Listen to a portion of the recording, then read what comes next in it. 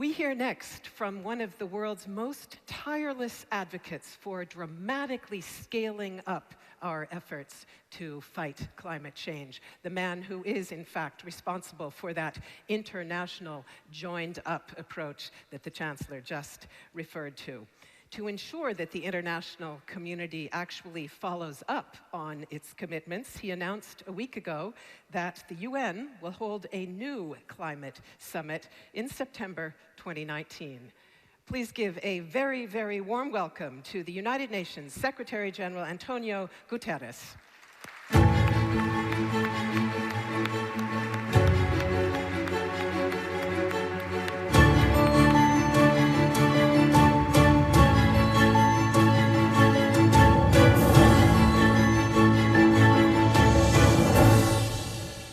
President van der Bellen, Chancellor Kurz, Prime Ministers, Governor Schwarzenegger, R20 organizer, Excellencies, ladies and gentlemen.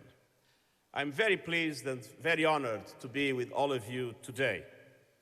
And I thank the government of Austria and the R20 for promoting the low-carbon infrastructure we need to achieve the Sustainable Development Goals and to implement the Paris Agreement, and with enhanced ambition, as the targets that were fixed in Paris, we all know, will not be enough. We need to have an increased ambition in that implementation. And this is a matter of utmost priority. Every day, I'm faced with the challenges of our troubled and complex world, but none of them looms so large as climate change.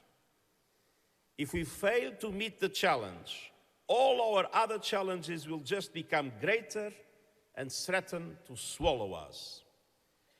Climate change is quite simply an existential threat for most life on the planet, including and especially the life of humankind. And that is why we must use all our resources to build a sense of urgency. We must act with common purpose to raise ambition while we still have time to limit temperature rise to well below 2 degrees and as close to 1.5 degrees as possible. And for that, we need leadership and innovation, the focus of this summit. Both are essential for climate action. And today I'd like to focus on solutions. We do need a new energy revolution. The Stone Age did not end because the world ran out of stones. We do not need to wait for coal and oil to run out to end the age of fossil fuels. A great many solutions already exist or are in the pipeline. In the past decade, prices for renewables have plummeted and investments are on the rise. Today, a fifth of the world's electricity is produced by renewable energy. We must build on these. And there are plenty of examples to inspire us. Morocco is building a solar farm the size of Paris that will power over 1 million homes by 2020. Last July, China surpassed its 2020 goal of 105 gigawatts of solar photovoltaic capacity. A decade ago, it had a mere 100 megawatts. That's more than a 1,000-fold increase in 10 years and represents nearly 1/3 of global installed capacity. In France, the government has announced a bill to end the search for and the production of hydrocarbons. In the United States, renewables are set to provide 69% of new capacity by 2021, as dozens of coal plants are retired. And just last week, Allianz, a leading insurer, announced it would refuse to cover coal-fired power plants and coal mines with immediate effect and rid itself of all coal risks. The world is seeing a groundswell of climate action. It is clear that clean energy makes climate sense, but it also makes economic sense. Today, it is the cheapest energy, and it will deliver significant health benefits. Air pollution affects nearly all of us, regardless of borders.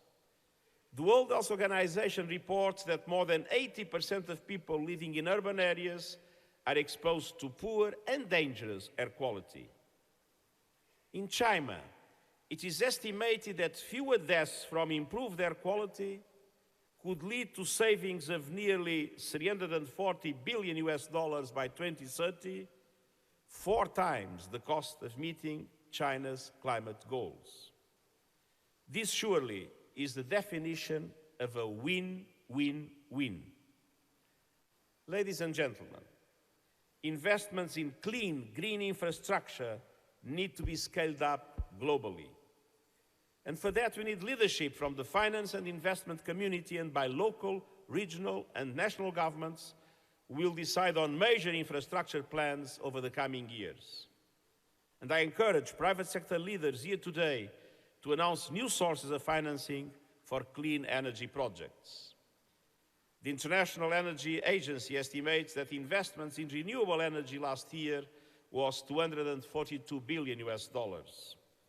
That is still only, even already, more than half of what was invested in new fossil fuel development. That figure is promising, but remains insufficient. For a full-scale transition to clean energy, we must see trillions invested by 2020. And I also encourage you to disclose your climate risks, to divest from fossil fuels, and to forge partnerships that will invest in low-emission, resilient infrastructure. We need to do this from the biggest cities to the smallest towns. The opportunities are tremendous. Some 75% of the infrastructure needed by 2050 still remains to be built. Now, how this is done will either lock us into a high-emission future or steer us towards truly sustainable low-emissions development. And there is only one rational choice. And let us also encourage innovative solutions to localize climate finance. We can take inspiration from Toronto and Cape Town, which have launched their own green bonds. And I also look forward to the outcome of today's discussions on a subnational climate finance facility for sub-Saharan Africa. And I applaud this summit's emphasis on city and subnational action. We need financing to reach the people and the places that need it most. Mobilizing and equipping local governments with capacity and financing to accelerate climate action is necessary if we are to bend the emissions curve. Ladies and gentlemen, despite inspiring climate action in so many places, climate change continues to move faster than what we are. As the Intergovernmental Panel on Climate Change says, and I quote, "The more we disrupt our climate, the more we risk severe, pervasive, and irreversible impacts," end of quote. But it does not have to be that way. The economies of solar and wind are on our side. Cutting-edge technologies such as electric vehicles or energy from algae promise a new era of clean air and climate action. New awareness is growing. New partnerships are being formed. Let us build on this momentum. Next year, as it was said, I'm convening a climate summit to galvanize greater climate ambition. And I count on you to take ambition to new heights today and to pave the way for more leadership and innovative action. Let us join a race to the top, a race where there are only winners. Thank you very much.